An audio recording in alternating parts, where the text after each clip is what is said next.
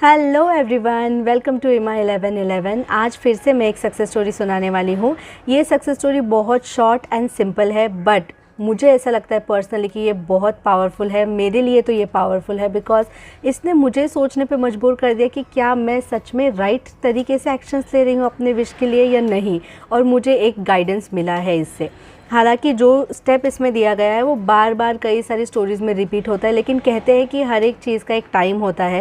आप चाहे मुझे पहले 10 बार कोई चीज़ समझा चुके हो, मुझे वो तब नहीं समझेगी, लेकिन जब मेरा टाइम आ जाएगा तब मुझे तुरंत वो चीज़ समझ में आ जाएगी। So maybe my time has come to understand this thing, और यही स्टोरी मैं आज आपको सुनाऊंगी। अगर आप पहली बार मेरा वीडियो देख रहे हैं तो डिस्क्रिप्शन बॉक्स में जाकर एक लिंक चेक करना जिसमें सारी सक्सेस स्टोरीज़ की अब तक की लिंक है। ओके, प्लेलिस्ट है आई मीन। सो ये कहानी एक ऐसी लड़की की है जिसे लगता था कि उसे अपने लाइफ में कुछ भी ठीक से करना नहीं आता है, क्या बनना है क्या नहीं बनना है कुछ भी श्योर नहीं था। कुछ थे छोटे मोटे ड्रीम्स थे, और बाकी की जो भी लाइफ थी ना, वो लाइफ भी बहुत प्लेन या बोरिंग सी थी, नथिंग एक्साइटिंग। फ्रेंड्स भी ओके थे, जैसे फ्रेंड्स होने चाहिए थे वैसे फ्रेंड्स नहीं थे। वो अभी कॉलेज में पढ़ाई करती है और वो अपने करियर को लेके अभी से बहुत टेंस थी क्योंकि कॉलेज ख़त्म होते ही आपको जॉब में कूदना पड़ता है, और कॉलेज उसका ख़त्म हो रहा था, बट स्टिल उसने प्रॉपरली सब कुछ डिसाइड नहीं किया था।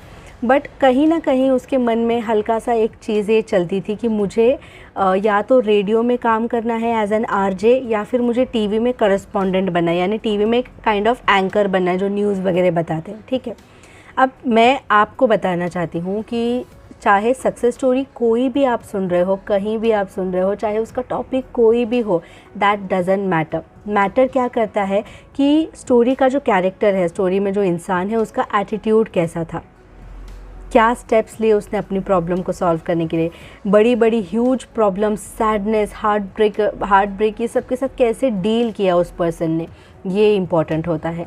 भले ही आपका ब्रेकअप ना हुआ हो, भले ही आप जॉब ना ढूंढ रहे हो, भले ही आपको शादी वादी लव वव ये सब नहीं करना हो, बट स्टिल उनका जो एटीट्यूड होता है स्टोरी का, वो आपको कहीं ना कहीं लाइफ में ज़रूर हेल्प करेगा। तो प्लीज़ आप ऐसा मत सोचना कि ये तो मेरी काम की स्टोरी नहीं है या वो नहीं है। Okay, so now back to story. इस बारे में उसने अपने फ्रेंड से बात की, और उसकी फ्रेंड उसे एक जगह पर लेके गई जो था नेटवर्क मार्केटिंग, यानी वहाँ बहुत सारे लोगों से मिलते हो, बात करते हो, अलग अलग जॉब अपॉर्चुनिटीज़ वगैरह ऐसे कुछ होती है। इसके डीप में डिटेल में नहीं जाते बिकॉज़ ये हमारे काम का नहीं है। काम का जो बात है वही मैं बताती हूँ, ठीक है। वहाँ से उसे पता चला द सीक्रेट के बारे में, यानी स्टेज पर जो बात कर रहे थे वो उन्होंने द सीक्रेट मेंशन किया, और ये थोड़ी एक्साइटेड हो गई कि चलो देखते हैं क्या है। द सीक्रेट बुक उसने घर जाकर पढ़ी, और वो बहुत ज़्यादा हंग्री हो गई नॉलेज के लिए कि मुझे और जानना है इसके बारे में, ये एक अमेजिंग, इंटरेस्टिंग, कभी ना सुनी हुई चीज़ है। और वो वेबसाइट पे जाकर सर्च करने लगी, स्टोरीज़ पढ़ने लगी, वीडियोस देखने लगी, और फिर उसे समझ आ गया कि अच्छा, I have to be clear कि मुझे क्या चाहिए। जो हो रहा है, जो हो गया, जो नहीं हो रहा है, उस पर फोकस करना ही नहीं है। हमें क्या चाहिए, तुम चाहते क्या हो, उस पर फोकस करना है।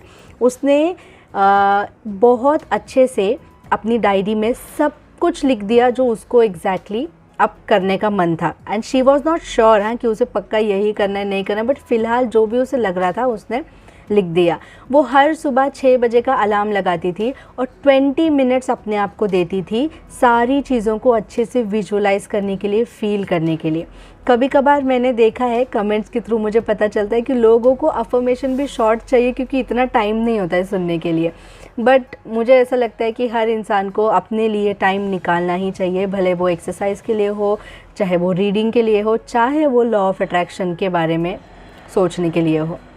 और रात को सोते सोते तो आप सोच ही सकते हैं ये सारी बातें, राइट। तो मुझे ऐसे रियलाइज़ हुआ कि मैंने अलग अलग डायरीज़ में छोटा मोटा, थोड़ा सा इधर, थोड़ा सा उधर, थोड़ा सा ऐसे लिख के रखा है, बट एक जगह पे प्रॉपर नहीं लिखा है।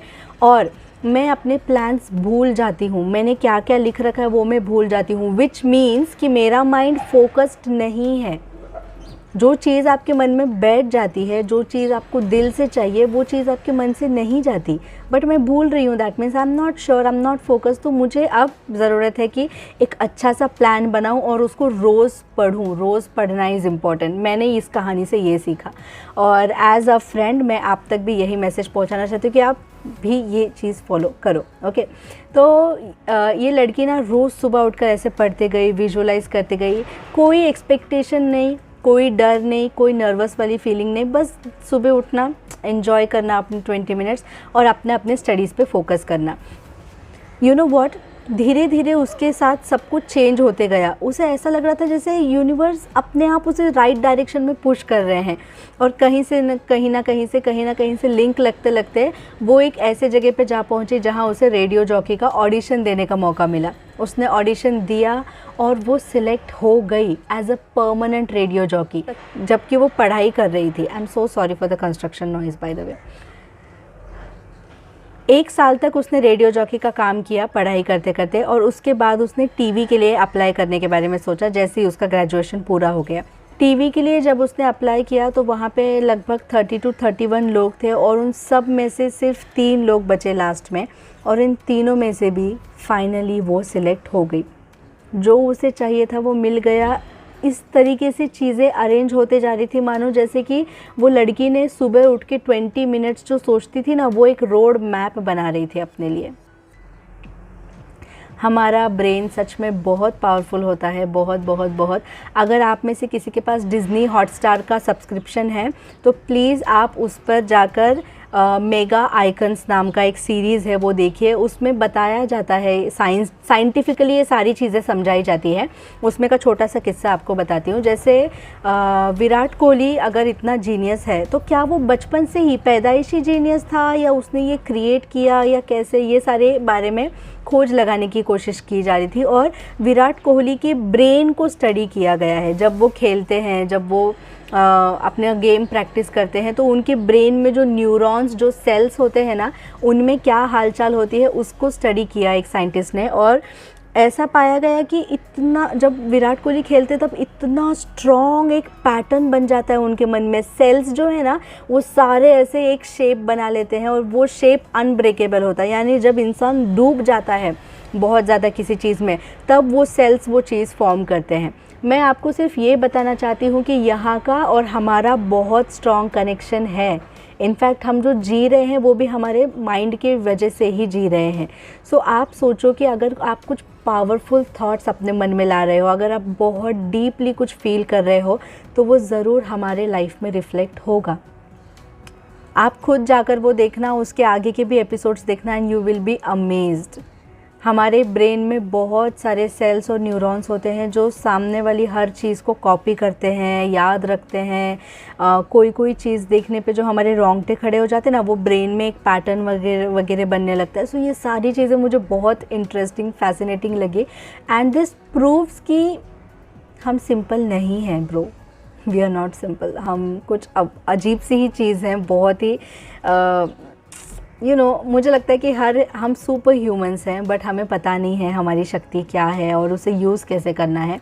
अब लॉ ऑफ अट्रैक्शन, मुझे तो ऐसा लगता है कि ये बस एक छोटा सा पार्ट है, इससे भी कई ज़्यादा हम कर सकते हैं अगर हम अपनी पावर्स को एक्टिवेट करें तो। बट फ़िलहाल हम अपनी थॉट्स को ज़रूर एक्टिवेट कर सकते हैं, पॉजिटिव थॉट्स को। हम अपने फोकस को, बिलीफ को, फेथ को ज़रूर एक्टिवेट कर सकते हैं, step by step, story by story. इसलिए रोज़ सक्सेस स्टोरीज सुनिए। मैं भी कोशिश करूँगी कि मैं ज़्यादा से ज़्यादा सक्सेस स्टोरीज पोस्ट करूँ। ओके, जाते जाते मैं एक ही मैसेज देना चाहती हूँ जो मुझे स्ट्रांगली रियलाइज़ हुआ। मैं वही बोलती हूँ हमेशा जो मुझे फील होता है कि we need to be clear about what we want. अगर हम अनक्लियर हैं फिर भी आप पूरा भरोसा कर रहे हैं लॉ ऑफ अट्रैक्शन पे, तो अच्छी तो चीज़ें होती रहेंगी, बट वो नहीं होगा ना जो आपको चाहिए, क्योंकि आपने कभी सोचा ही नहीं कि आपको क्या चाहिए। सो बैठो, सोचो, डिसाइड करो, लिखो। अभी इस वीडियो के बाद मैं तो खुद जाकर एक पूरा अपने लाइफ का प्लान लिखने वाली हूँ कि मुझे कैसे देखना है अपने आप को, कैसी लाइफ जीते हुए मैं अपने आप को देखना चाहती हूँ। Okay, thank you so much for watching, listening and understanding. Have a wonderful day all of you. Believe करते रहिए, क्रिएट करते रहिए। You have the power to create your entire life. और ये वीडियो, ये मैसेज आपको कोइंसिडेंस से नहीं मिल रहा है, इट वॉज डेस्टाइन्ड।